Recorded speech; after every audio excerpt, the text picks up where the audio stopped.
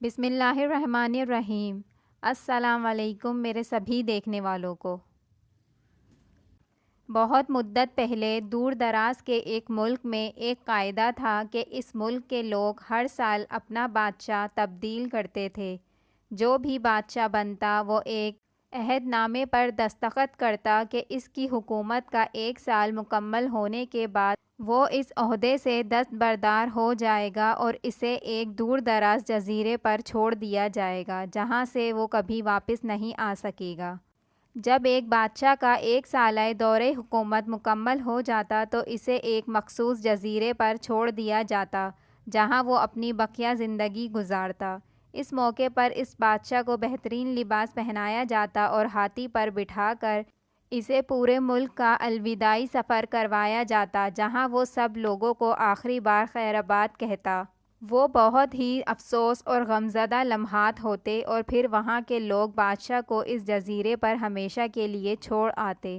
ایک مرتبہ لوگ اپنے پرانے بادشاہ کو جزیرے پر چھوڑ کر واپس آ رہے تھے کہ انہوں نے ایک ایسا سمندری جہاز دیکھا جو کچھ دیر پہلے ہی تباہ ہوا تھا، اور ایک نوجوان شخص نے خود کو بچانے کے لیے لکڑی کے ایک تختے کا سہارا لے رکھا تھا۔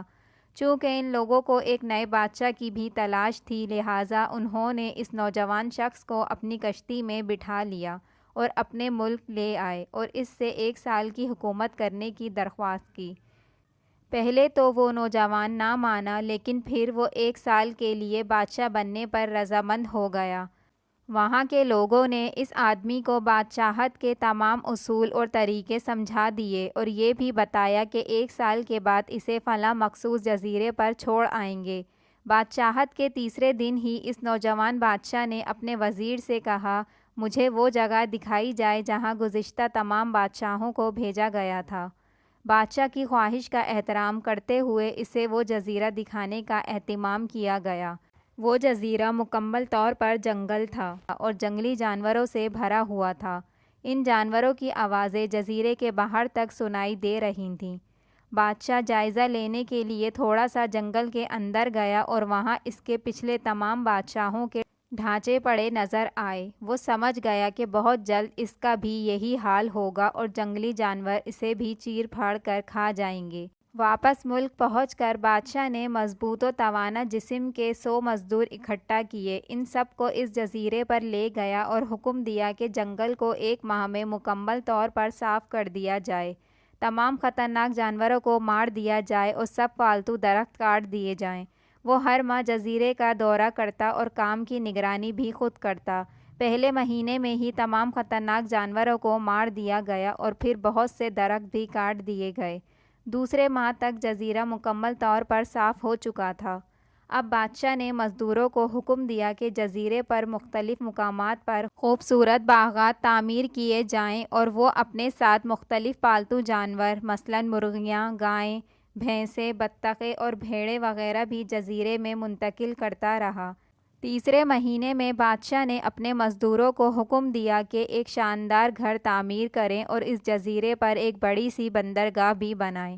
گزرتے مہینوں کے ساتھ ساتھ وہ جزیرہ ایک خوبصورت شہر میں بدل رہا تھا۔ وہ نوجوان بادشاہ بہت سادہ لباس زیب تن کرتا اور اپنی ذات پر بہت کم خرچ کرتا۔ اپنی بادشاہت کی زیادہ تر کمائی وہ جزیرے کو بنانے میں لگاتا رہا۔ 10 ماہ گزر جانے کے بعد بادشاہ نے اپنے وزیر سے کہا، میں جانتا ہوں کہ 2 مہینے بعد مجھے جزیرے میں چھوڑ دیا جائے گا، لیکن میں ابھی سے وہاں جانا چاہتا ہوں۔ وزیر اور دوسرے وزراء اس بات پر متفق نہیں ہوئے اور بادشاہ سے کہا، آپ کو 2 ماہ مزید صبر کرنا ہوگا تاکہ سال مکمل ہو جائے۔ سال پورا ہو جانے کے بعد ہی آپ کو اس جزیرے پر چھوڑا جائے گا۔ بالآخر 2 ماہ مکمل ہو گئے اور بادشاہت کا 1 سال ختم ہو گیا۔ حسب روایت وہاں کے لوگوں نے اپنے بادشاہ کو شاندار لباس پہنایا اور ہاتھی پر بٹھایا تاکہ وہ اپنی رعایا کو خیرآباد کہہ سکیں۔ خلاف توقع یہ بادشاہ اپنی الوداعی تقریب پر بہت ہی خوش تھا۔ لوگوں نے اس سے پوچھا، اس موقع پر تمام گزشتہ بادشاہ تو رو رہے ہوتے تھے لیکن آپ ہنس رہے ہیں، آپ کے اس قدر خوش ہونے کی کیا وجہ ہے؟ اس نوجوان بادشاہ نے جواب دیا، تم لوگوں نے داناؤں کا وہ قول نہیں سنا کیا؟ جب تم ایک چھوٹے بچے کی صورت میں اس دنیا میں آتے ہو تو تم رو رہے ہوتے ہو اور باقی لوگ ہنس رہے ہوتے ہیں۔ ایسی زندگی جیو کہ جب تم مرو تو تم ہنس رہے ہو اور باقی دنیا رو رہی ہو۔ میں نے ایسی ہی زندگی گزاری ہے۔